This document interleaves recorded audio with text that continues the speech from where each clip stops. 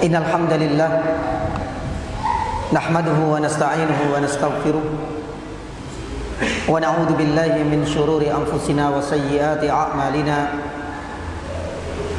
May yahdihillahu fala mudilla lahu wa may yudlilhu fala hadiya lahu. Asyhadu an la ilaha illallah wahdahu la syarika lah, ilahul awwalin wal akhirin. Wa asyhadu anna Muhammadan abduhu wa rasuluh.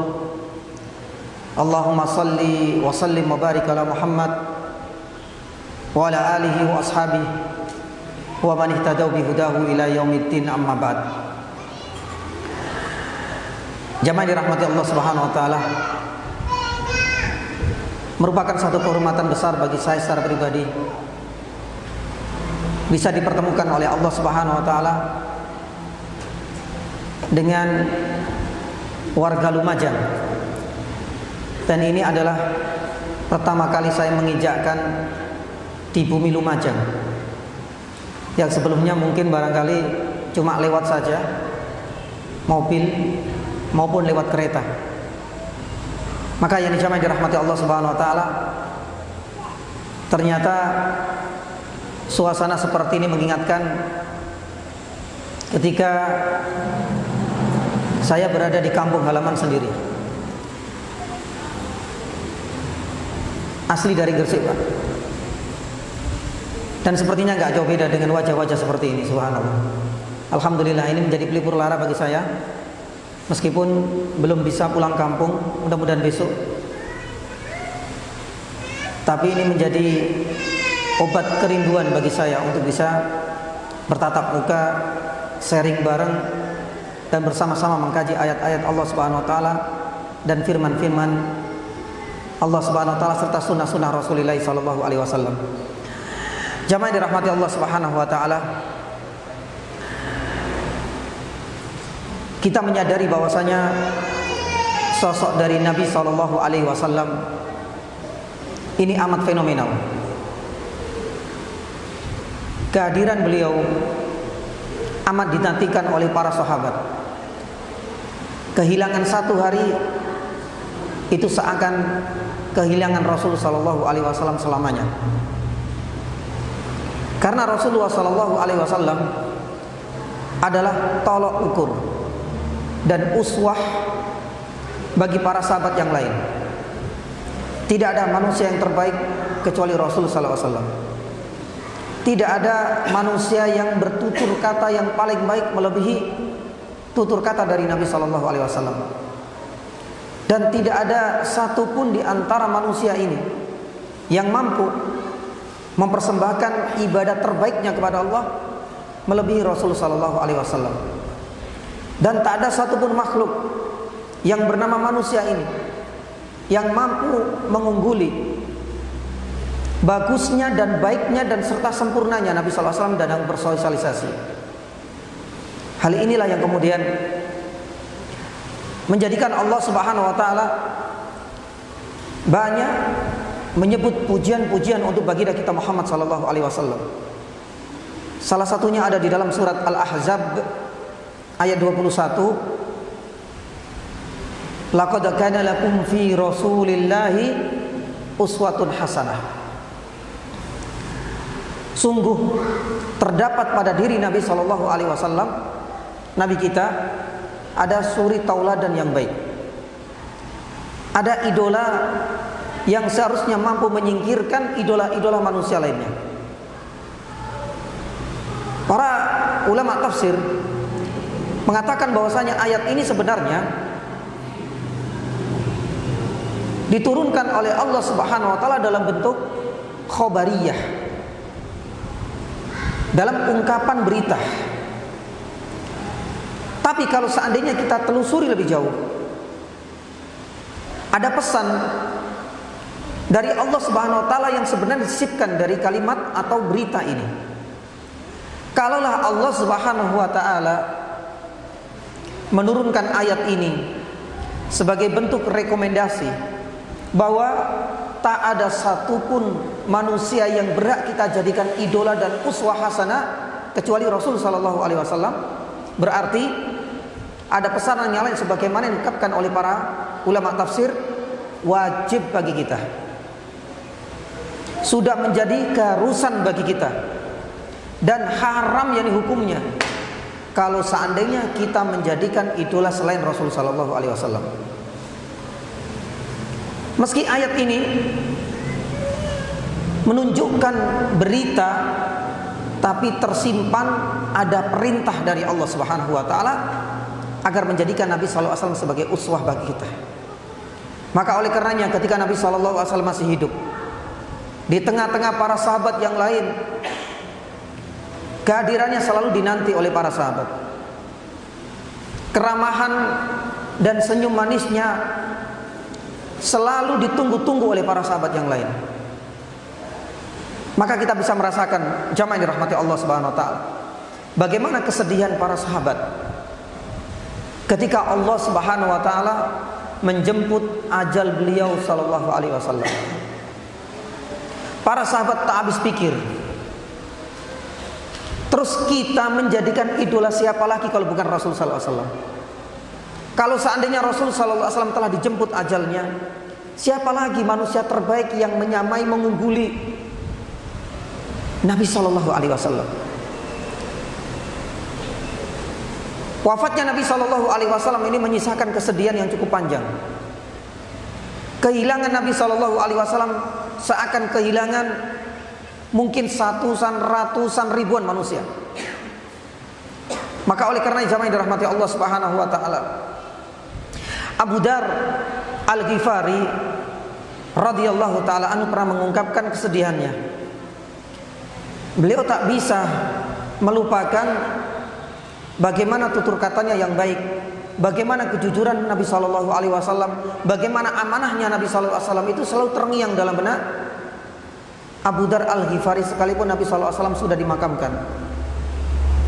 Beliau pernah mengungkapkan dalam salah satu perkataannya, tarakana Rasul sallallahu alaihi wasallam.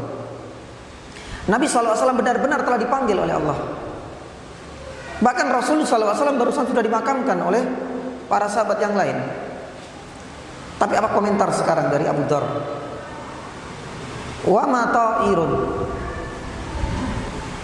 yatiru fil hawa.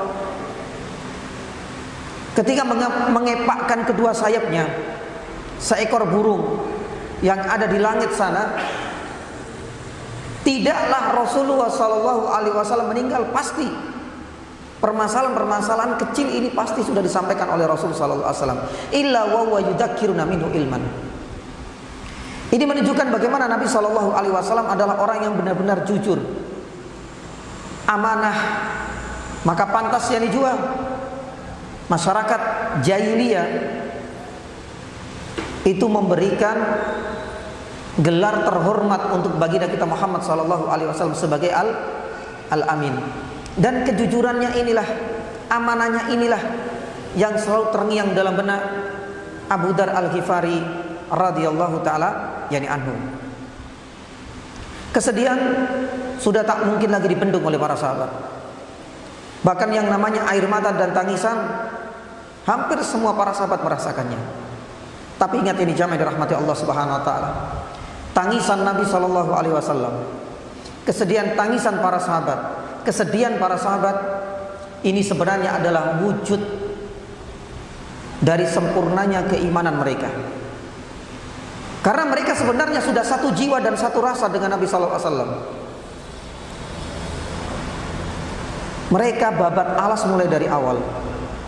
Mereka pun tahu bagaimana halangan dan rintangan dakwah yang harus dihadapi oleh para sahabat dan Nabi sallallahu alaihi wasallam. Maka kesedihan ditinggal wafat oleh Nabi sallallahu alaihi wasallam itu suatu hal yang lumrah. Namun yang menjadi pertanyaan bagi kita semua jamaah yang dirahmati Allah Subhanahu wa taala, mereka tahu betul bagaimana sosok Nabi sallallahu alaihi wasallam yang setiap hari memberikan sebuah aura positif untuk mereka. Tapi kita umatnya yang 14 abad jarak yang cukup jauh antara kita dengan kehidupan Nabi sallallahu alaihi wasallam, apakah, pertanyaan besar, kita pun merasakan kesedihan yang sama sebagaimana yang dirasakan oleh para sahabat? Apakah kita pun merasakan kehilangan dalam kehidupan kita seperti yang dirasakan oleh para sahabat yang lain ketika Nabi SAW disebut ajalnya?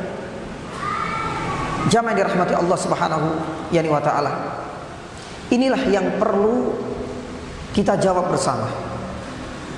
Dan ini membuktikan sejauh mana sebenarnya tingkat dan kadar keimanan kita kepada Rasulullah SAW. Maka bagi kita umat terakhir ini yang sudah 14 abad lamanya, tak ada jalan dan celah lain kecuali kita harus menggali informasi sebanyak-banyaknya. Kita harus banyak mentelaah buku-buku sejarah selama-lamanya agar kita bisa merasakan kehadiran Nabi SAW di dalam aktivitas kita beribadah kepada Allah Subhanahu wa taala. Karena beliaulah sebenarnya suri tauladan terbaik dalam kehidupan kita, jamaah. Maka oleh karena jamaah dirahmati Allah Subhanahu wa taala, kita patut bersyukur kehadirat Allah Subhanahu wa taala. Karena para sahabat, dilanjutkan para tabi'in, bahkan kemudian tertulis dalam tinta emas oleh para ulama-ulama kita, sosok fenomenal Rasul sallallahu alaihi wasallam. Dari mulai beliau lahir, perjuangan dan pengorbanan besar beliau sampai wafatnya, itu semuanya lengkap terbukukan di dalam karya-karya besar dari para ulama. Tercatat sekitar 219 kitab dan bahkan lebih mengulas kepribadian dan sejarah kehidupan Nabi sallallahu alaihi wasallam. Tapi jamaah dirahmati Allah Subhanahu wa taala, ada satu kitab yang seharusnya ini menjadi kurikulum bagi kita dan menjadi koleksi buku dalam rak-rak yang ada di rumah kita. Kitab itu adalah Asy-Syama'il Muhammadiyah. Mungkin barangkali di antara ustadz-ustadz kita ada yang sudah membahasnya. Dikarang oleh seorang pakar ahli hadis, Imam At-Tirmidzi rahimahullahu taala. Mencakup 56 bab. Salah satu bab yang akan kita jadikan tema malam hari ini adalah bab yang ke-45 tentang tangisan Nabi sallallahu alaihi wasallam. Jamaah dirahmati Allah Subhanahu wa taala, kitab ini mengulas panjang lebar mulai dari akhlak dan kepribadian Nabi sallallahu alaihi wasallam sampai fisik Nabi sallallahu alaihi wasallam diulas tuntas di dalam kitab yang mulia itu. Maka sebagaimana kita sampaikan, bagi kita kaum muslimin selayaknya dan seharusnya menjadikan kitab ini sebagai rujukan untuk kita telaah dan kita sampaikan kepada anak-anak kita di rumah. Jamaah dirahmati Allah Subhanahu wa taala, sebenarnya apa sih makna dan arti dari tangisan Nabi sallallahu alaihi wasallam? Kenapa tangisan saja menjadi salah satu bab di dalam kitab Asy-Syama'il Muhammadiyah? Ya, dalam kondisi apa saja sebenarnya Nabi sallallahu alaihi wasallam itu menangis? Maka pepatah mengatakan, tak kenal maka ta'aruf. Kita akan mengenal lebih jauh hakikat tangisan, macam-macam tangisan, dan arti dari tangisan sendiri dari Nabi sallallahu alaihi wasallam, dan bagaimana tips menumbuhkan dan menggairahkan jiwa ini agar selalu menangis sebagaimana tangisan-tangisan yang akan kita disampaikan dengan izin Allah Subhanahu wa taala. Jamaah dirahmati Allah Subhanahu wa taala, subtopik yang pertama kita akan bahas mengenai hakikat dari tangisan itu sendiri. Ada dua kaidah penting yang harus kita fahami. Kaidah yang pertama berkaitan dengan hakikat tangisan. Tangisan itu adalah karakter dan fitrah alamiah atau fitrah dasar manusia ketika diciptakan pertama kali oleh Allah, yang menunjukkan keagungan dan kekuasaannya Azza wa Jalla. Ini adalah kaidah yang pertama. Maka oleh karena jamaah dirahmati Allah Subhanahu wa taala, Allah Subhanahu wa taala berfirman di dalam surat An-Najm ayat 43, wa annahu huwa adhaka wa abka. Sesungguhnya Allah Subhanahu wa taala lah yang menjadikan manusia dan makhluknya itu bisa apa? Tertawa, dan Allah Subhanahu wa taala jugalah yang menjadikan manusia dan makhluknya itu bisa menangis. Jadi ini sudah menjadi naluri, sudah menjadi fitrah manusia. Pertama kali diciptakan, hakikatnya tangisan itu adalah bukti keagungan dan kekuasaan serta kekuatan Allah Subhanahu wa taala kepada makhluknya. Karena tangisan ini pada dasarnya ya jamaah, bukan didasarkan pada lemah fisiknya manusia. Seseorang bisa menangis itu bukan pula dikarenakan karakter sifatnya yang suka menangis, tidak pula ya jamaah. Seseorang itu menangis bukan dikarenakan karena dia mendengar berita-berita yang mengharukan, tidak sama sekali.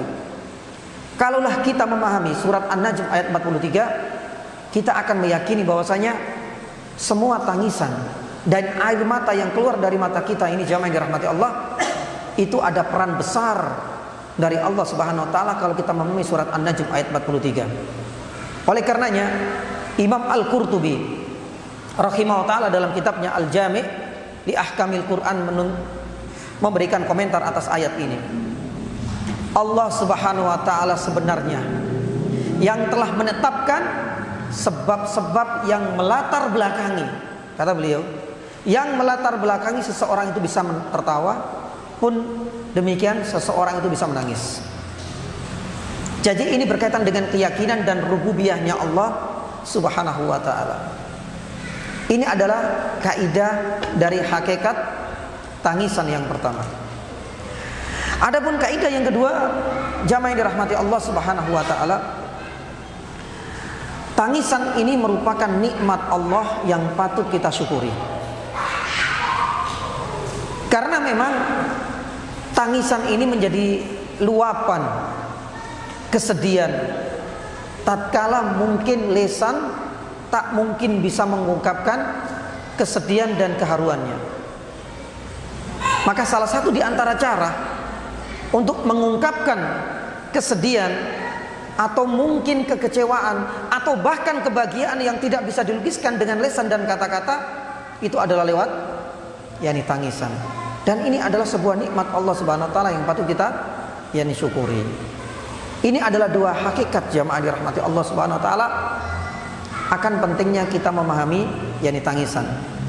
Maka tatkala kita ya sepulang dari kajian ini misalnya pulang ke rumah mendapati istri kita menangis misalnya, jangan terburu-buru kita hardik atau kita celah.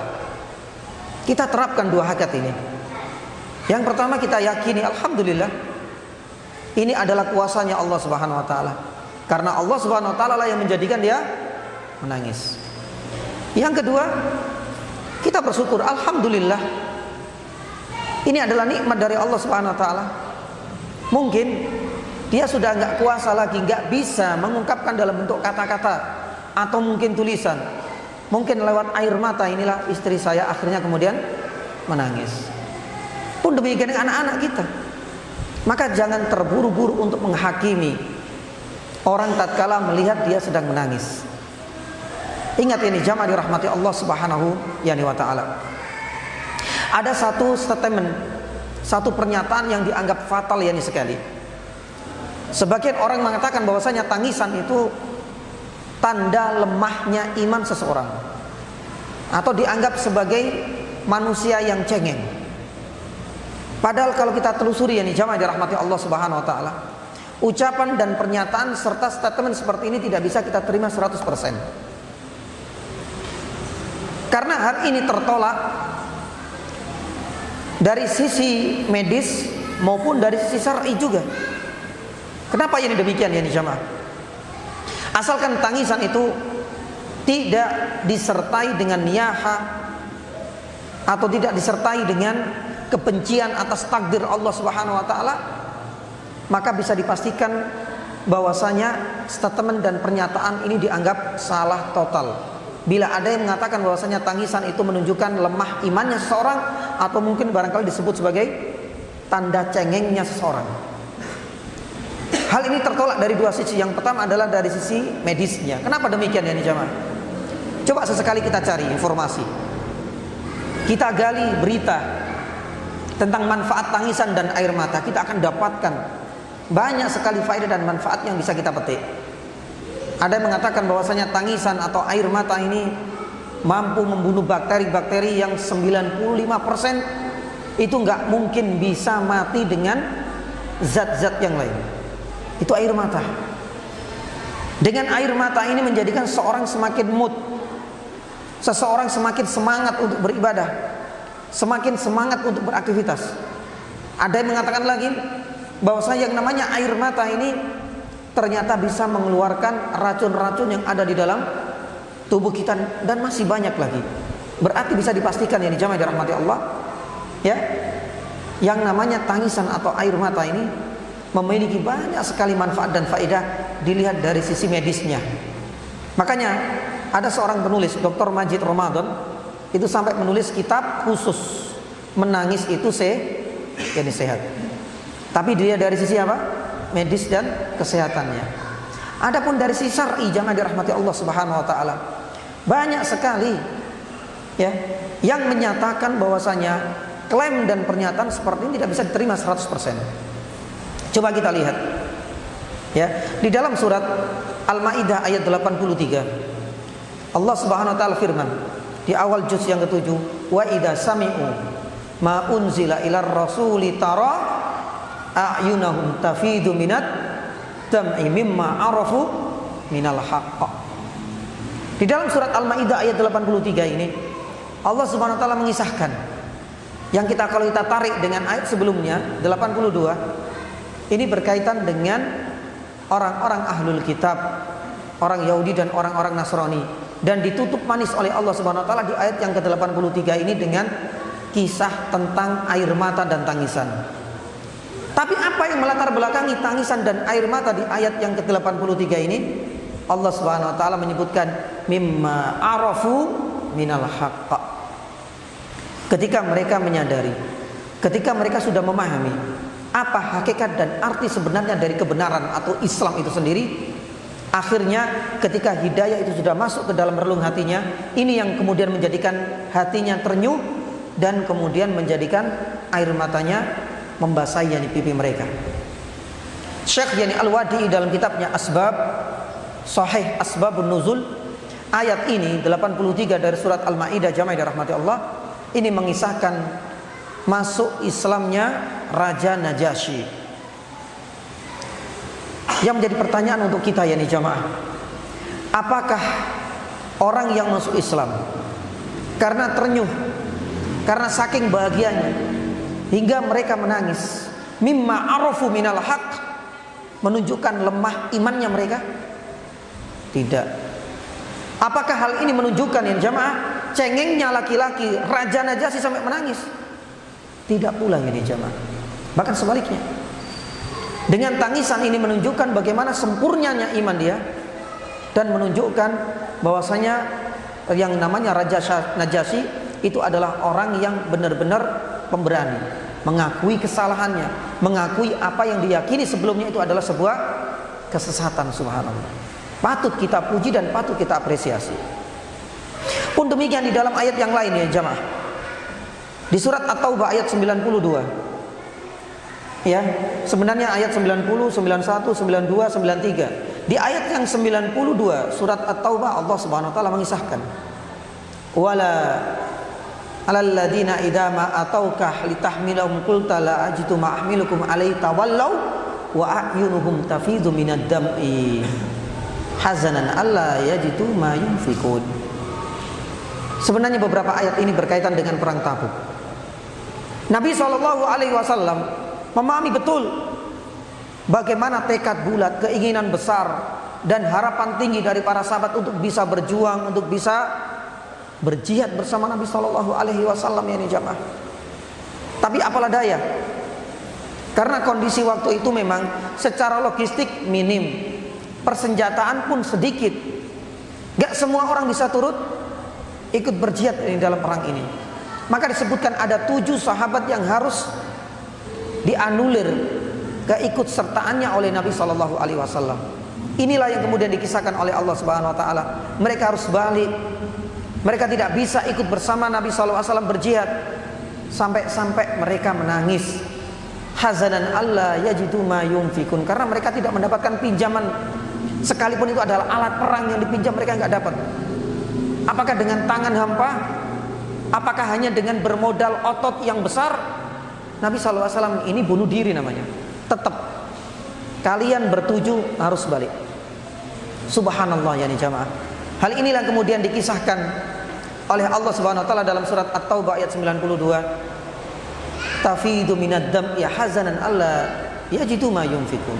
Pertanyaannya nih jamaah, 7 sahabat ini yang menangis, apakah ini menjadi pertanda bahwasanya mereka adalah laki-laki yang cengeng? Wallahi tidak ya nih jamaah. Tapi kita katakan tangisan ini benar-benar dihargai oleh Allah. Sampai Allah Subhanahu wa taala mengisahkan hal ini dalam Al-Qur'an loh ya. Berarti enggak sembarangan. Dan tangisan serta air mata 7 sahabat yang harus ya dianulir keikutsertaannya oleh Nabi sallallahu alaihi wasallam dalam perang Tabuk ini menunjukkan bagaimana tingginya, kuatnya, kokohnya dan sempurnanya iman mereka. Ini adalah di antara 2 hadis atau 2 ayat dan 2 dalil dari Al-Qur'anul Karim yang menunjukkan bahwasanya yang namanya tangisan itu tidak selamanya menunjukkan lemahnya iman seseorang atau menunjukkan cengengnya dia, tapi malah sebaliknya. Dalil yang lain dari syar'i itu disebutkan dalam sebuah riwayat ini jamaah dirahmati Allah. Nabi Shallallahu Alaihi Wasallam ya dalam perang Badar, dan ini menjadi perang yang pertama kali ya jamaah, itu benar-benar melakukan pengetatan keikutsertaan bagi para sahabat. Mulai dari hak kepemilikan atau mungkin barangkali penyewaan alat perangnya. Sudah punya belum? Nggak bisa kemudian tangan hampa atau tangan kosong. Ya, meskipun ahli silat, ahli apapun, kalau nggak punya alat perang balik. Ya. Yang kedua, persyaratan dari sisi usia. Dan yang ketiga sebenarnya adalah dilihat dari sisi kekuatan dan kemampuan dia. Mungkin secara usia masuk dan lolos ya dia.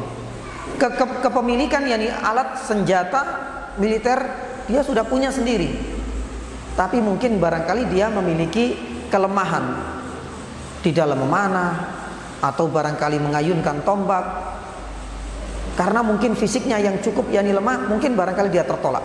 Nah di sini disebutkan di dalam sebuah riwayat ini sahih, kita mengenal Sa'ad ibn Abi Waqqas radhiyallahu taala anhu. Ternyata di dalam sejarah ada saudara dari Sa'ad ibn Abi Waqqas yang bernama Umar ibn Abi Waqqas. Mungkin kita enggak terlalu mengenal ya, karena nama Umar ibn Abi Waqqas ini kurang familiar. Kenapa ini demikian ya nih jamaah? Karena Umar ini adalah saudara dari Sa'ad yang wafat dan syahid di usia dini dan di usia belia. Makanya kita enggak mengenal, atau jarang sekali di antara kita yang memahami, mengetahui seluk-beluk dari Umar ibnu Abi Waqqas ini. Singkat cerita ya jamaah dirahmati Allah Subhanahu wa taala, Umar ini mungkin ya dilihat oleh kakaknya ini punya kelemahan secara fisik, tapi secara usia dan persenjataan sebenarnya lolos. Beliau sembunyi-sembunyi sebenarnya, pokoknya masuk ke dalam barisan kaum muslimin. Tapi merasa iba dan kasihan sebagai seorang kakak, saat mau tidak mau harus melaporkan hal ini kepada Nabi Sallallahu Alaihi Wasallam. Usianya 16 tahun. 16 tahun ini kelas berapa Pak? Ya? Subhanallah. Itu sudah ikut berperang. Ya. Lah, di dalam riwayat ini jamaah dirahmati Allah Subhanahu wa taala, sebenarnya dia bersembunyi itu khawatir ditolak oleh Nabi sallallahu alaihi wasallam karena secara fisik dia termasuk orang yang lemah. Tapi apalah daya, seorang kakak meskipun iba, meskipun tahu bahwasanya keinginan untuk mati syahid ini sudah tidak bisa dibendung lagi oleh adiknya tercinta, tetap ini adalah amanah. Saya harus laporkan kepada Nabi sallallahu alaihi wasallam. Lolos enggak secara fisiknya? Di awal Nabi sallallahu alaihi wasallam menolaknya dalam perang Badar ini. Tapi akhirnya kemudian dia menangis. Lah ini. Tangisan ini jamaah dirahmati Allah Subhanahu wa taala, subhanallah, benar-benar menjadikan Nabi SAW pun akhirnya merasa iba. Secara persenjataan dia sudah milik, secara usia dia sudah lolos. Tapi penolakan pertama Nabi SAW didasarkan pada lemahnya fisik. Makanya dalam sebuah riwayat ini jamaah dirahmati Allah, kakaknya, maaf, berarti siapa? Sa'ad ibn Abi Waqqas radhiyallahu taala anhu, itu sampai membantu adiknya menyarungkan pedangnya. Kira-kira wong kuat apa sing wong lemah Pak ngene Pak? Nyarungkan pedang saja dibantu.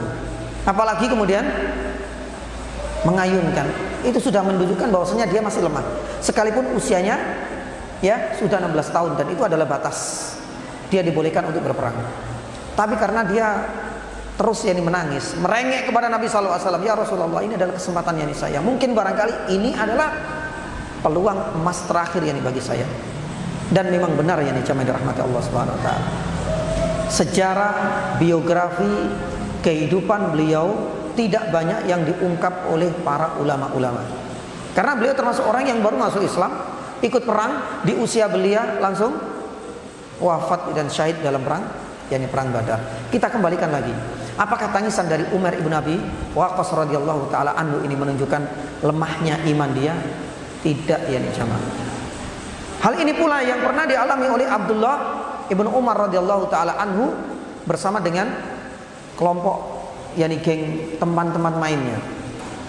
Karena Abdullah ibn Umar ini termasuk sahabat yang junior, punya teman-teman sebayanya. Ada Al-Barra ibnu Azib, ada ini Abdullah ibnu Umar dan teman-teman yang lain. Mereka gerutuk Nabi SAW dalam perang yang kedua, yaitu perang Uhud. Subhanallah, ya, ternyata teman-teman dari Abdullah ibnu Umar ini nggak ada yang lolos fit and proper test bahasa sekarang itu, balik semua. Apa yang terjadi? Orang-orang yang masih usia muda 14-15 tahun atau barangkali kurang dari itu, mereka semua menangis. Sebenarnya ada rasa iba dalam hati Umar ibn Khattab sebagai ayahnya. Tapi sekali lagi ini amanah.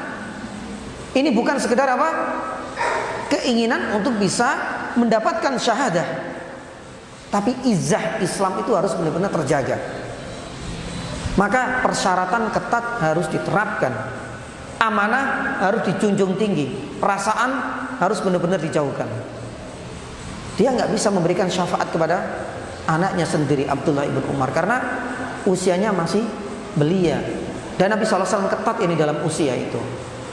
Subhanallah, jamaah dirahmati Allah Subhanahu wa taala, barulah di perang Khandaq Abdullah ibn Umar ini akhirnya kemudian diberikan izin oleh Rasulullah untuk perang. Kita kembalikan lagi.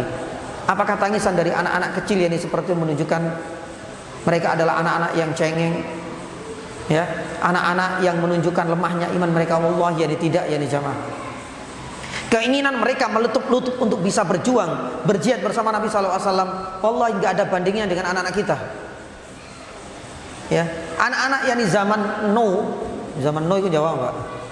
Zaman sekarang itu ya Allah, skill ya lemah. Kita akui semuanya, kita rasakan seperti itu. Skill ya lemah, ya. Keilmuan juga campur aduk seperti itu. Apalagi kalau dikaitkan dengan keberanian, skala jauh dengan sahabat-sahabat junior di usia yang sama dengan anak-anak kita saat ini. Maka jamaah dirahmati Allah Subhanahu wa taala, inilah antara sekian banyak dalil dari Al-Qur'an pun demikian dengan hadis yang menunjukkan bahwasanya statement dan pernyataan yang menunjukkan bahwasanya tangisan itu menunjukkan lemah imannya seseorang dan menunjukkan cengengnya seseorang, itu tidak bisa kita terima 100% karena terbantahkan secara medis dan terbantahkan pula secara syar'i. Allah taala alam. Adapun topik yang berikutnya jamaah dirahmati Allah Subhanahu wa taala adalah jumlah tangisan. Masa sih tangisan saja dikalkulasi, dihitung, dicari dalilnya? Subhanallah. Masuk nggak ada tema yang lain tuh? Subhanallah. Coba kita lihat ini jamaah. Yazid ibnu Maslamah disebutkan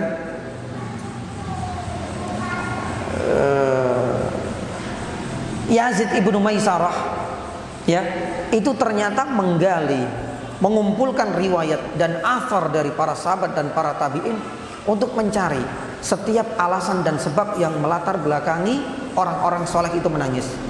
Itu keluar angka 7 sebab utama mereka menangis. Bahkan Ibnu Qayyim rahimahullah ta'ala menyebutkan ada 10 alasan utama dan jenis tangisan dari Nabi pun demikian dengan para sahabat-sahabat yang mulia. Ya. Jadi ini bukan sesuatu yang dianggap remeh atau tidak ada guna dan tidak ada manfaat ya di zaman. Hal-hal seperti ini ya menjadikan kita akan semakin tahu, kita akan semakin paham sisi lain dari kepribadian Nabi dan orang-orang soleh sebelum kita. Makanya dalam Syama'il Muhammadiyah kadang-kadang ada yang unik. Masa cara duduknya yani saja kemudian dibahas. Mungkin sebagian orang ini lebay loh. Masuk hal-hal seperti ini kok yani bahas. Tapi yani subhanallah, nanti ada apanya? Nanti ada faedah terbesar dari kita memahami ini. Arti tangisan, arti duduknya, cara makannya Nabi, cara masuk ke masjid, cara keluar yani dari ini, cara membuka baju. Ini semua akan berbuah pahala yang besar dari Allah Subhanahu wa taala. Nanti kita akan sampaikan di akhir. Jamaah dirahmati Allah Subhanahu wa taala. Jadi para ulama ini banyak ya yang ternyata punya perhatian serius untuk mengumpulkan kisah-kisah athar hadis mengenai tangisan-tangisan dari Nabi dan para sahabat. Ada yang mengatakan 7 sebagaimana Yazid ibnu Maisarah, bahkan Ibnu Qayyim rahimahullah menyebutkan 10 jenis tangisan dan makna dari tangisan Nabi sallallahu alaihi wasallam. Tapi subtopik yang ketiga kita mungkin hanya menyebutkan yakni 4 saja atau mungkin 3 saja. Ya, arti dan makna dari tangisan Nabi sallallahu alaihi wasallam. Yang pertama, jamaah dirahmati Allah Subhanahu wa taala. Arti dari tangisan Nabi sallallahu alaihi wasallam ini adalah sebagai bentuk kasih sayangnya Nabi kepada orang-orang yang dicintainya. Ya, dan orang yang dicintai ini tentunya adalah orang-orang muslim. Orang-orang yang sekeyakinan dengan Nabi sallallahu alaihi wasallam. Ya, terutama tatkala orang-orang yang dicintai ini dijemput ajalnya oleh Allah Subhanahu wa taala. Disinilah Nabi sallallahu alaihi wasallam yakni menangis. Maka oleh karena jamaah dirahmati Allah Subhanahu wa taala, disebutkan dalam Sahih Bukhari, Sahih Muslim pun menyebutkannya dari Anas bin Malik radhiyallahu taala anhu, ketika Ibrahim putra dari Nabi sallallahu alaihi wasallam meninggal, Rasul sallallahu alaihi wasallam tak kuasa untuk meneteskan air matanya. Sampai-sampai beliau mengatakan di dalam Sahih Bukhari disebutkan, innal aina tadma wal qalba yahzan wa la naqulu ma yurdi rabbuna wa inna bi firaqika ya Ibrahim lanahi. Sesungguhnya yang namanya mata ini punya hak untuk meneteskan air mata. Yang namanya hati itu punya hak untuk bersedih. Yang penting ketika kita berucap atas takdir kematian orang-orang yang kita cintai, itu tidak semakin menambah kemurkaan, tapi apa? Yurdi Rabbuna, tapi mendatangkan keridhaan Allah Subhanahu wa taala. Jangan sampai kemudian kita cela takdir. Wa inna bi firaqika ya Ibrahim lana. Dan kami semua wahai Ibrahim, putranya Nabi sallallahu alaihi wasallam yang meninggal, ya, dengan kepergianmu ini, ya, kami semua benar-benar bersedih dan kami akan mengikutimu. Artinya suatu saat nanti kita pun yang akan mati sebagaimana engkau. Jamaah dirahmati Allah Subhanahu wa taala. Ya, hal ini diperkuat yani lagi di dalam yani sebuah hadis dari Abdullah ibnu Abbas radhiyallahu taala anhuma. Ketika Ummu Aiman pengasuhnya Nabi sallallahu alaihi wasallam ini sempat berteriak keras. Berteriak itu artinya teriak dari suara tangisan yani beliau. Ketika anak yang diasuhnya meninggal, ada yang mengatakan beliau adalah Zainab, ada yang mengatakan itu adalah cucunya Nabi sallallahu alaihi wasallam dari Zainab, Allah taala alam. Lah di sini kemudian dia menangis. Para sahabat wanita yang lain mencoba untuk menenangkannya. Ente enggak malu sama Nabi sallallahu alaihi wasallam? Karena Nabi sallallahu alaihi wasallam hadir di situ, enggak di rumah itu. Ente enggak malu dengan Nabi sallallahu alaihi wasallam? Apa jawaban dari Ummu Aiman? Loh, Nabi sallallahu alaihi wasallam juga pernah nangis. Sebagaimana kisahnya Pak, waktu wafatnya Ibrahim. Tapi Nabi SAW kemudian mengatakan, laisa abki, innama hiya rahmah. Bahasanya Nabi SAW, ya, bahwasanya yang namanya mata ini punya hak untuk menangis, dan tangisan ini adalah sebagai buah kasih sayang dan cintaku kepada orang-orang yang aku sayangi.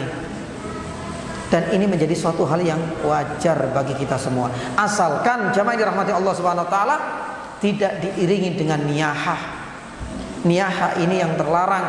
Niyahah ini adalah adopsi dan warisan dari orang-orang jahiliyah, yaitu meratapi, ya, sekaligus membenci takdir yang Allah Subhanahu wa taala gariskan. Dan kadang-kadang diiringi dengan teriakan-teriakan seperti orang gila misalnya, atau mungkin dengan tepukan-tepukan pada pipinya, atau mungkin barangkali dengan meronta berguling-guling, atau mungkin barangkali dengan menyopek-nyopek yakni bajunya. Ini sudah di luar batas. Ini yang namanya niyahah. Ini yang terlarang. Maka oleh karena jami'ah rahmati Allah Subhanahu wa taala, ini adalah hakikat dan makna tangisan yang pertama dari Nabi sallallahu alaihi wasallam. Tangisan dan air mata rahmah atau kasih sayang kepada mereka-mereka yang dicintai oleh Rasulullah sallallahu alaihi wasallam. Kemudian yang kedua, jamaah dirahmati Allah Subhanahu wa taala, makna yang kedua adalah tangisan rasa takutnya Rasul sallallahu alaihi wasallam bila kelak nantinya turun musibah yang lebih besar pada umatnya. Jadi Nabi sallallahu alaihi wasallam orang yang peka banget. Subhanallah, tidak memikirkan dirinya sendiri, tidak egois. Nabi SAW merasakan begitu sayangnya sampai-sampai khawatir bila terjadi musibah lebih besar pada umatnya, terutama dalam perkara-perkara yang ukhrawi. Oleh karenanya di dalam sebuah hadis dihasankan oleh Syekh Albani dari Al-Barra ibnu Azib radhiyallahu taala anhu, ketika Nabi SAW selepas menguburkan ke liang lahat salah satu di antara sahabatnya, Nabi SAW kemudian menangis sampai ballat thara, yang namanya tanahnya ini, ya, terbasahi oleh tetesan air mata Nabi SAW. Para sahabat waktu itu nggak ada yang berani negur. Nabi SAW menjadi sadar bahwasanya ini adalah haknya beliau untuk menangis, tapi menangis di tempat pemakaman ini suatu hal yang janggal waktu itu di mata para sahabat. Mereka diam saja. Bahkan tangisan Nabi SAW sampai membasahi ath-thara, tanah tempat yang beliau berpijak. Barulah kemudian Nabi SAW mengatakan, ya ikhwani limithli hadza fa'aitu. Wahai sahabat, wahai umatku, ketika jenazah dan mayit itu sudah dimasukkan ke dalam liang lahat seperti inilah, maka persiapkanlah yani baik-baik. Bagi kalian yang masih hidup, berarti ada peluang besar dan kesempatan emas, engkau bisa memperbaiki kesalahan dan engkau bisa menambah pundi-pundi amal. Fa'iddu, karena kalau sudah dimasukkan ke dalam lahat ini, sudah nggak ada kesempatan ini lagi. Nabi SAW merasa takut yani sekali. Apalagi Rasulullah SAW ketika itu merasakan yang namanya kuburan. Dengan izin Allah, Nabi SAW tahu siapa di antara mereka yang diazab dan siapa di antara mereka yang mendapatkan nikmat. Sampai dalam riwayat Nabi SAW mengatakan, lau ta'lamuna ma'alam, kalau seandainya engkau tahu apa yang aku lihat, apa yang aku dengar, kata Nabi SAW, la dhahiktum qalilau wala bakaitum katsira. Sungguh kalian akan lebih sedikit untuk meneteskan air mata, atau kebalikannya, engkau akan lebih sedikit tertawa dan lebih banyak yakni menangis. Karena Nabi SAW diberikan, ya, berita-berita tentang ilmu gaib, tapi nggak semuanya. Salah satunya adalah bisa merasakan di antara orang-orang yang ada di alam barzah, di alam kubur, siapa saja yang mereka mendapatkan nikmat dan siapa pula di antara mereka yang mendapatkan yakni adab. Dan ini yang menjadikan Nabi SAW itu khawatir bila hal itu semua terjadi pada yakni umatnya. Kita akan lanjutkan setelah adzan insyaallah. Baik. Alhamdulillah. Alhamdulillahirabbil alamin wassalatu wassalamu ala Rasulillah wa ala alihi washabihi wa man ihtada bi hudahu ila yaumiddin, amma ba'd. Jamaah yang dirahmati Allah Subhanahu wa taala. Berkaitan dengan makna tangisan dari Nabi sallallahu alaihi wasallam yang kedua, karena rasa takutnya bila terjadi musibah yang lebih besar pada umatnya, ini sekali lagi berkaitan dengan perkara-perkara ukhrawi. Tidak ada kaitan sama sekali dengan permasalahan duniawi. Karena Nabi SAW benar-benar tidak khawatir bila kelak ya umatnya itu terpuruk secara ekonominya. Itu tidak perlu dikhawatirkan oleh Nabi SAW. Yang dikhawatirkan itu adalah ketika kekayaan dunia ini malah melupakan obsesi para sahabat untuk mengejar akhiratnya. Maka oleh karenanya yang dijamaah dirahmati Allah Subhanahu wa taala, kita sebagai orang tua seharusnya merasa ada kekhawatiran apa yang akan terjadi pada anak-anak kita nantinya. Bukan karena faktor ekonomi dan bukan karena faktor duniawi. Tapi apakah anak-anak kita nantinya adalah orang-orang yang kuat dalam menghadapi berbagai fitnah dan cobaan yang tentunya akan lebih hebat, lebih besar daripada yang kita hadapi saat ini. Maka oleh karenanya, salah satu di antara solusi yang terbaik adalah mari kita perbaiki diri kita. Mari kita perbaiki kesolehan kita yang dijamaah dirahmati Allah. Karena kesolehan kita inilah yang akan bisa memberikan efek positif yakni kepada anak-anak kita nantinya di masa depan. Masalah ekonomi, masalah dunia, insya Allah Allah Subhanahu Wa Taala akan memberikan jaminan untuk mereka kelak. Teorinya seperti itu, meskipun prakteknya kadang-kadang kita berat untuk menerapkannya. Oleh karenanya Abdullah ibnu Mas'ud radhiyallahu taala anhu pun demikian dengan Sa'id ibnu Al-Musayyab rahimahullahu taala, seorang kibar at-tabi'in. Itu ketika setiap malam selalu sholat malam dan menambah rakaatnya. Setiap kali menatap wajah kosong dari putranya yang sedang tertidur pulas. Riwayat disebutkan itu adalah Ibnu Mas'ud, yang lain itu adalah Sa'id ibnu Musayyab. Apa yang terjadi ya nih jamaah? Abdullah ibnu Mas'ud radhiyallahu taala anhu, salah satunya, kekhawatiran beliau untuk masa depan anaknya itu bukan karena faktor duniawi, gak ada dalam benak yang terlintas pada diri Abdullah ibnu Mas'ud. Makanya beliau sampai mengatakan bahwasanya min ajlika ya bunai, demi untuk masa depanmu inilah wahai anakku, dia semakin menambah terus jumlah rakaatnya setiap di malam. Sembari membaca Al-Qur'anul Karim, membaca surat Al-Kahfi ayat 82. Ada apa dengan surat Al-Kahfi ayat 82 ya nih jamaah? Allah Subhanahu wa taala berfirman, "Wa ammal jidaru fakana li ghulamaini yatimaini fil madinati wa kana tahtahu kanzul lahuma wa kana abuhuma salihah." Subhanallah. Kita tahu bagaimana Nabi Khidir alaihissalam berusaha untuk merenovasi kembali agar bangunan rumah yang hampir reot, hampir roboh itu tidak menimpa orang lain. Apa alasannya? Ternyata dijawab oleh Nabi Khidir ini, wa kana tahtahu kanzul lahuma. Ada harta karun yang melimpah di dalam itu. Ini tidak bisa dibiarkan. Dan ini adalah bukti Allah Subhanahu wa taala menjamin dunia untuk kedua anak yatim ini, dikarenakan wa kana abuhuma salihah. Maka oleh karenanya ini jamaah dirahmati Allah Subhanahu wa taala, kenyataan dan realita di masyarakat kita dan kaum muslim dan mungkin barangkali kita ya subhanallah, selalu ada kekhawatiran bagaimana kelak anak-anak kita, bagaimana mungkin barangkali dia bisa menghidupi dirinya sendiri dan keluarganya.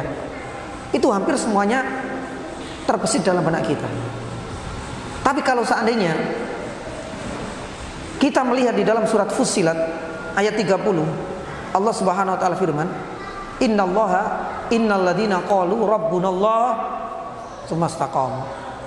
Orang-orang yang beriman tidak cukup yakni dengan keimanan, tapi harus dirutinkan yang kita kenal dengan istiqomah. Ternyata istiqomah kita, mungkin kita sebagai seorang ayah, mungkin sebagai seorang kakek, subhanallah, itu ternyata memberikan efek yang amat luar biasa sekali. Malaikat dikirim, tatanazzal alaihimul malaikatu alla takhafu wa la tahzanu wa abshiru. Alla takhafu, jangan engkau merasa takut. Takut yakni dengan apa? Dengan proses perjalanan di alam barzah, di alam akhirat yang tentunya lebih lama daripada jatah usia yang Allah Subhanahu wa taala berikan kepada kita. Kita tahu bahwasanya perjalanan selanjutnya lebih sulit. Bahkan medannya lebih berat daripada medan kita di dunia ini. Masih ada yang namanya remedial. Kesalahan bisa kita ulang. Tapi ketika kita sudah masuk di alam barzah, sudah nggak ada lagi kesempatan untuk memperbaiki kesalahan-kesalahan sebagaimana kita perbaiki di dunia. Berat. Satu hari di sana sebanding dengan berapa? Satu hari di akhirat sebanding dengan berapa? 100 tahun ya lamanya, subhanallah. Maka jamaah dirahmati Allah Subhanahu wa taala, orang-orang yang istiqomah diberikan berita-berita oleh Allah Subhanahu wa taala, Allah takhafu. Jangan kau merasa takut dengan ini semua, karena Allah Subhanahu wa taala akan berikan kemudahan bagi siapa? Innalladzina amanu yani tsumastaqamu. Yang kedua, Allah tahzanu. Jangan dikhawatirkan anak istrimu yang kau tinggalkan. Allah Subhanahu wa taala sudah menjamin yakni mereka. Yani subhanallah. Dan ini adalah buah dari istiqomah. Karena Allah Subhanahu wa taala sudah memberikan kecukupan untuk mereka. Dan yang ketiga adalah wa absyiru bil jannah. Jannah sudah disiapkan oleh Allah Subhanahu wa taala bagi mereka orang yang beriman dan yang istiqomah. Jadi intinya yang jamaah dirahmati Allah Subhanahu wa taala, kekhawatiran kita untuk anak-anak kita itu seharusnya ya yang menjadi titik tolaknya itu adalah perkara-perkara yang ukhrawi. Perkara yang di dunia insyaallah, asalkan kita adalah beriman, tsumastaqamu, semuanya akan dijamin oleh Allah Subhanahu wa taala.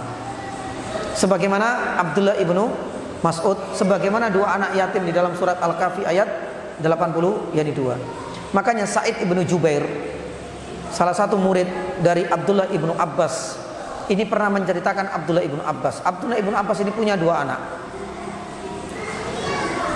Dia menuturkan bahwasanya khufidha, kedua anaknya Abdullah ibnu Abbas ini dengan izin Allah dijaga benar-benar oleh Allah Subhanahu wa taala. Karena sebab apa? Bisolahi abihima. Karena efek dari kesolehan siapa? Ayahnya siapa? Abdullah ibnu Abbas. Ma'annahu, kata Sa'id ibnu Jubair, lam yudhkar lahuma solah.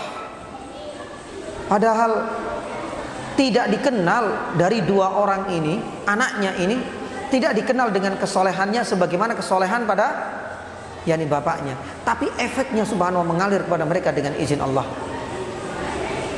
Maka yakni jamaah dirahmati Allah Subhanahu wa taala, mudah-mudahan ya hal-hal seperti ini semakin membangkitkan semangat kita untuk memperbaiki diri kita ya, dan kekhawatiran, ketakutan terjadinya musibah pada din, pada agama untuk anak-anak kita, itu adalah generasi-generasi kita selanjutnya.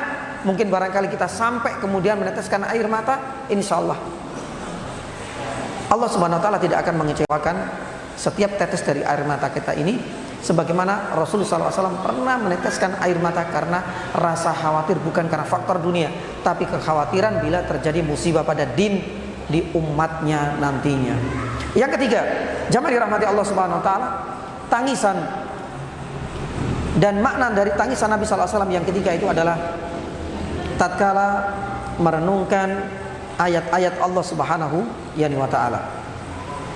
Makanya di dalam surat Maryam ayat yang ke-58 Allah Subhanahu wa taala firman, "Idza tutla 'alaihim ayatul rahmani kharru sujjada wa bukiya." Selayaknya bagi orang-orang mukmin ketika dibacakan ayat-ayat Allah Subhanahu wa taala, kharru, mereka tunduk, mereka tersungkur, mereka menangis. Sujjada wa bukiya, sujud kemudian menangis. Ini adalah sikap yang tepat bagi orang-orang mukmin. Hal inilah yang pernah juga terjadi pada diri Nabi Shallallahu Alaihi Wasallam. Ketika Nabi Shallallahu Alaihi Wasallam meminta kepada Ubay ibnu Ka'ab radhiyallahu taala anhu untuk membacakan Al-Qur'anul Karim. Di awal Ubay menolak. Ya Rasulullah, bagaimana saya membaca? Wal Qur'an unzila alaik. Al-Quran diturunkan kepada engkau, bagaimana saya harus membacakan kepada engkau? Engkau lebih mulia daripada aku. Di awal dia nggak mau, tapi akhirnya karena didesak oleh Nabi Shallallahu Alaihi Wasallam, baca. Akhirnya dibacalah surat An-Nisa. Ayat pertama, kedua, ketiga, keempat, sampai juga di ayat yang ke-41. Ayat 41 dari surat An-Nisa, Allah Subhanahu wa taala firman, "Fa kaifa idza ji'na min kulli ummatin bi syahidin wa ji'na bika 'ala haula'i syahida." Karena Ubay bin Ka'ab konsentrasinya itu membaca, tidak tahu seperti apa ya reaksi dari Nabi SAW dari raut wajahnya. Baru pada sampai ayat 41 ini, ketika dibaca ayat tersebut, Nabi SAW kemudian menuturkan, hasbukal an. Sudah cukup, sudah cukup. Ternyata dilihat al-ainanu tadrufan. Nabi SAW bercucuran air matanya ketika membaca ayat ini. Ada apa dengan ayat ini jamaah dirahmati Allah Subhanahu wa taala? Allah, kalau seandainya kita nggak mengerti apa pesan dari Allah Subhanahu wa taala dari ayat ini, kita pun nggak akan merasakan ada sesuatu yang perlu kita tangisi.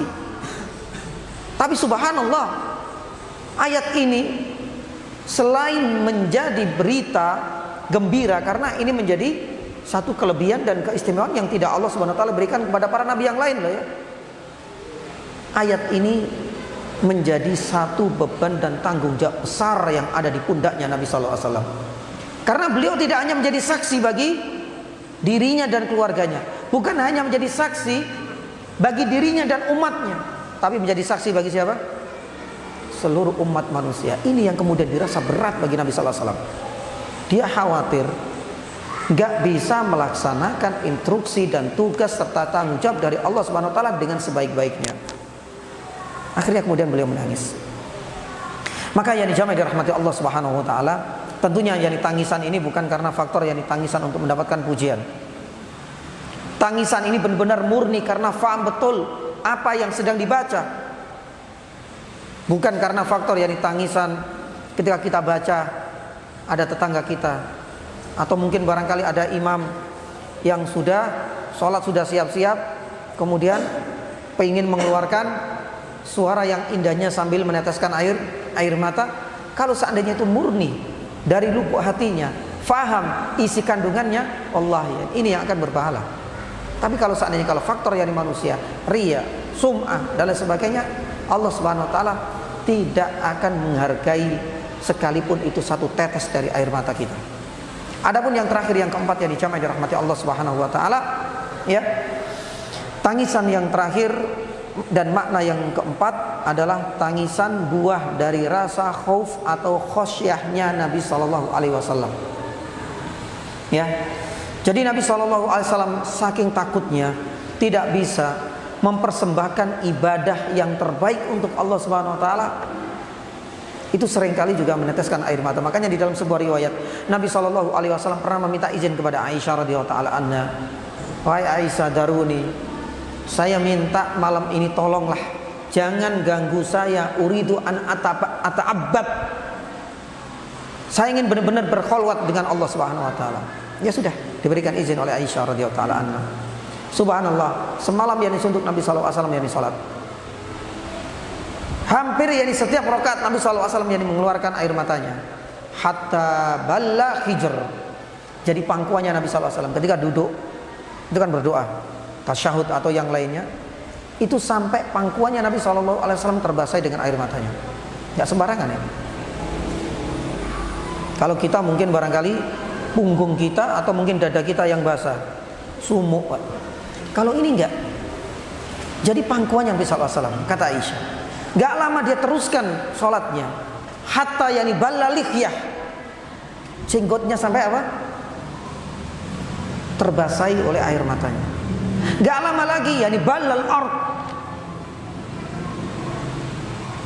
Bumi dan tanah yang dipijak oleh Rasul sallallahu alaihi wasallam sampai basah oleh air mata yang beliau. Dan itu dilanjutkan Nabi sallallahu alaihi wasallam sampai menjelang subuh ketika didapati ya oleh Bilal ibnu Rabah, "Ya Rasulullah, sudah cukup. Kau adalah manusia terbaik. Engkau adalah makhluk termulia di atas muka bumi ini. Bahkan saking mulianya, qad ghafarallahu yani laka dzanbak ma taqaddama wa ma ta'akhkhar." Masa lalu masa depan ya sudah ditulis. Apalagi yang kau cari ya Rasulullah? Bahasa kita seperti itu dari Bilal ibnu Rabah. Makanya kemudian terkenal, masyhur dan populer kata-kata Nabi sallallahu alaihi wasallam, "Afala akunu abdan yani syakura." Saya tahu, tapi saya ingin menjadi manusia-manusia yang berkarakter syukur atas nikmat yang Allah Subhanahu wa taala berikan kepadaku. Terlebih yang namanya syukur ini, orang yang bersyukur ini sedikit kan? Makanya Allah Subhanahu wa taala firman, "Wa qalilun min ibadiyas syakur." Yang banyak itu menyesatkan, yang sedikit itu adalah orang yang bersyukur.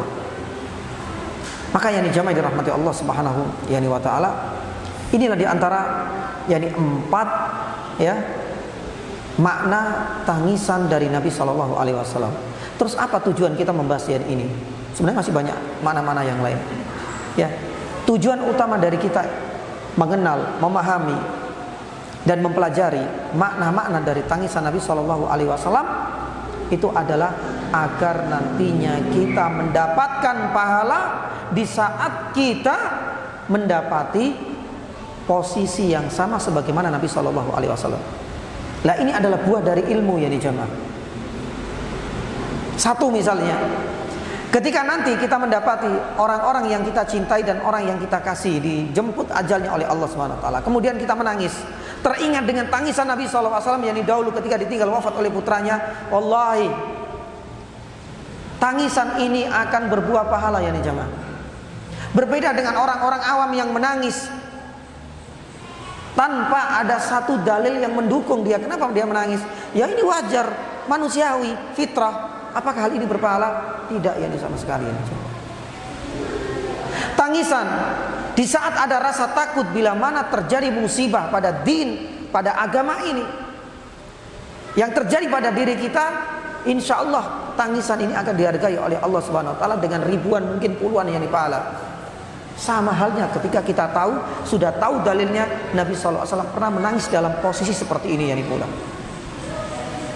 Tangisan di saat kita membaca Al-Quranul Karim, teringat Nabi SAW juga pernah menangis. Maka tangisan-tangisan ini akan dihargai oleh Allah Subhanahu wa taala.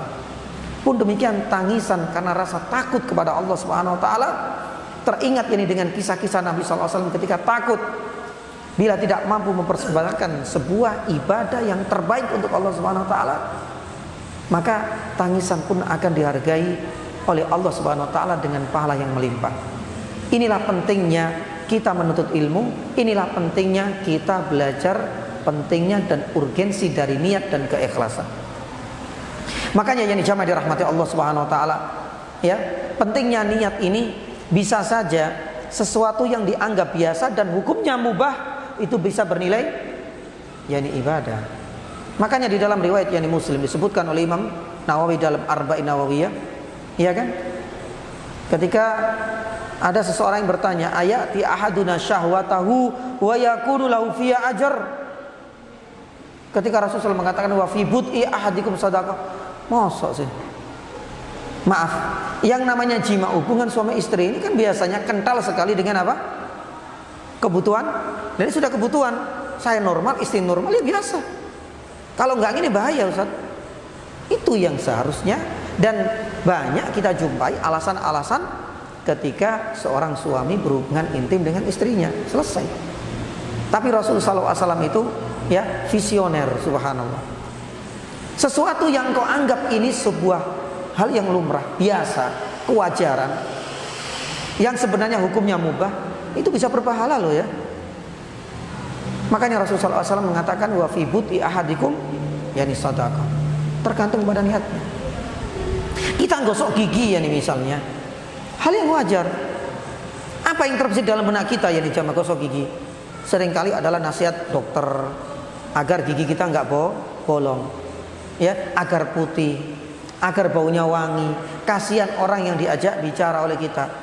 Seringkali itu yang terngiang dalam benak kita ketika ditanya alasan kenapa kita gosok gigi.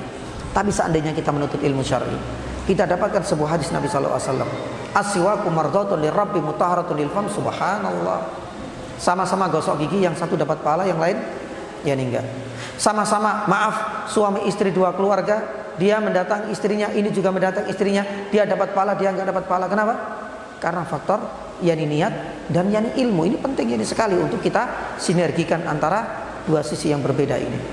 Maka jamaah dirahmati Allah Subhanahu wa taala, dalam bab ini pun yakni sama. Jangan sampai air mata yang keluar dari mata kita itu benar-benar sia-sia. Maka salah satunya, mari kita gali. Seperti apa sih makna dan hakikat dari tangisan Nabi sallallahu alaihi wasallam? Kita ilmui, kita kemudian renungkan, kemudian di saat kita menangis, ada nggak ini sebenarnya? Agar sesuatu yang dianggap biasa, yang dianggap mubah ini ternyata bisa membuahkan banyak yakni pahala.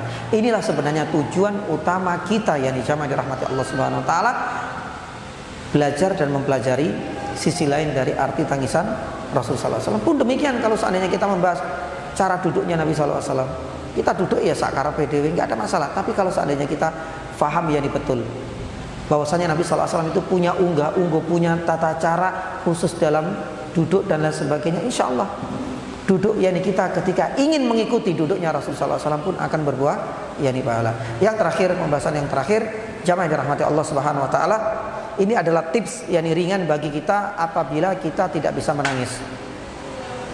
Ustaz Afan, saya ini diciptakan oleh Allah Subhanahu wa taala mungkin ya sudah nggak bisa menangis.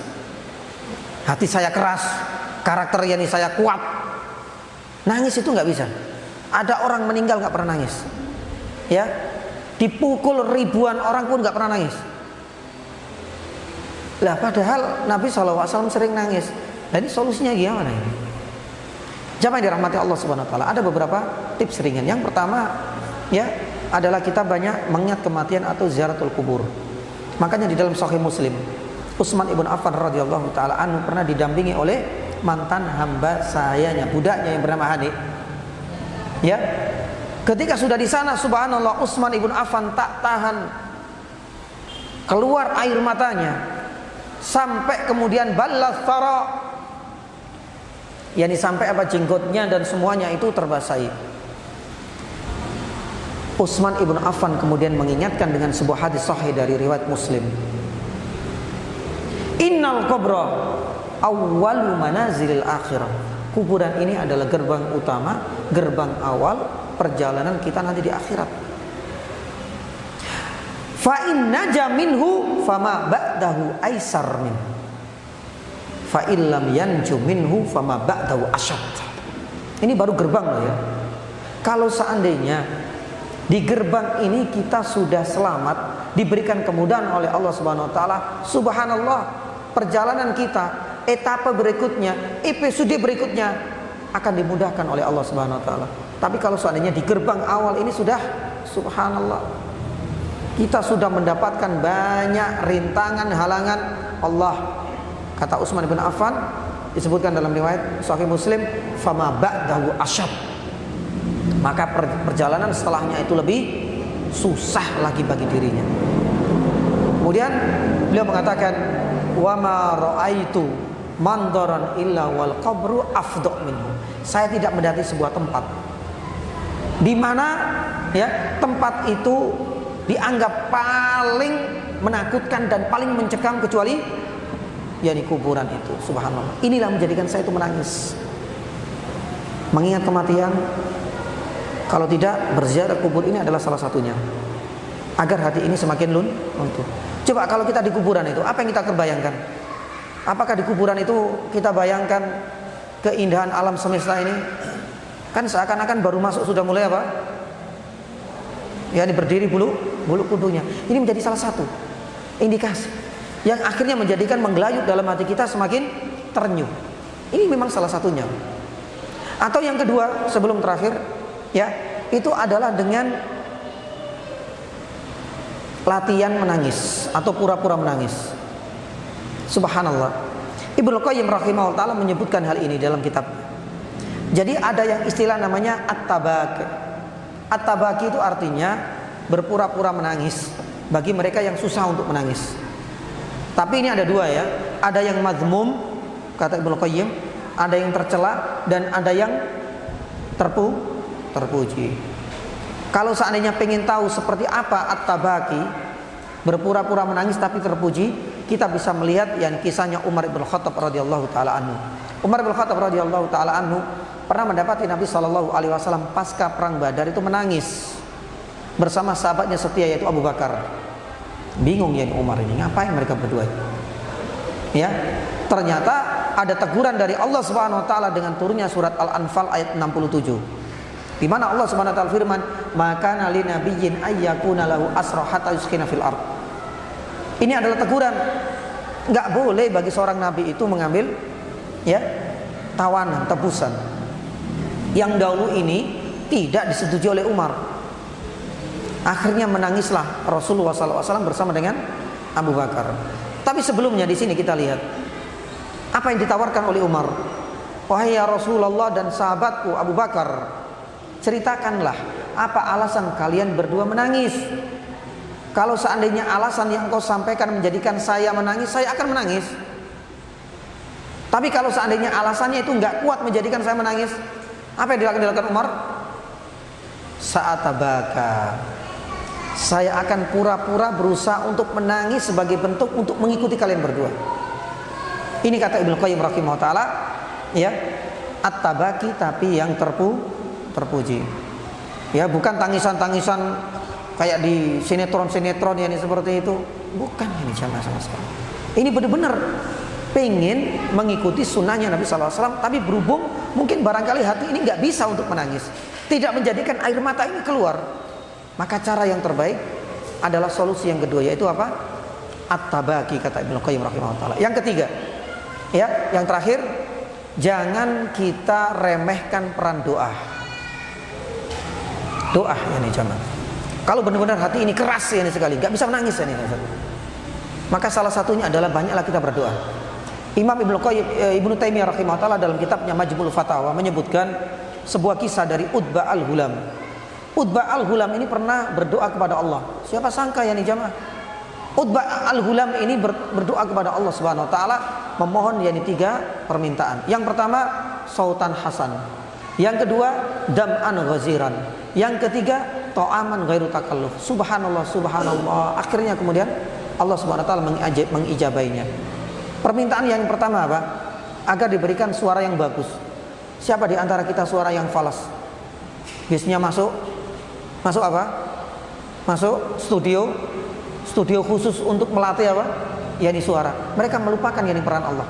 Utbah al-Hulam, zat yang pertama dimintai untuk bisa mendapatkan sautun hasan adalah Allah Subhanahu wa taala. Diijabai oleh Allah. Yang kedua apa? Dam'an ghaziran. Dia susah untuk menangis. Mintanya kepada siapa? Kepada Allah Subhanahu wa taala. Diijabai oleh Allah Subhanahu wa taala. Akhirnya dia menjadi imam memang, suaranya merdu yani sekali.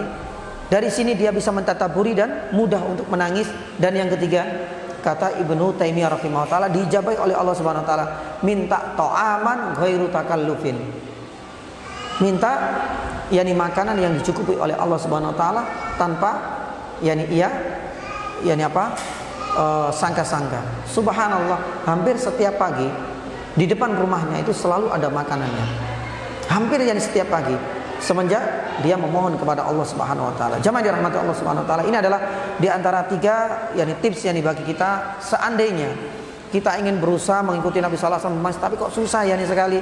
Memang salah satunya mungkin barangkali kita terlalu keras, tertutupi yani dengan apa? Maksiat dan noda-noda yani dosa. Tapi barangkali kita bisa terapkan tips ringan, banyak mengingat kematian dan ziaratul kubur, at-tabaki kata Ibnu Qayyim, atau kita meminta doa kepada Allah Subhanahu wa taala. Demikian yang bisa kami sampaikan, afan, cukup yani panjang, mudah-mudahan ada manfaatnya.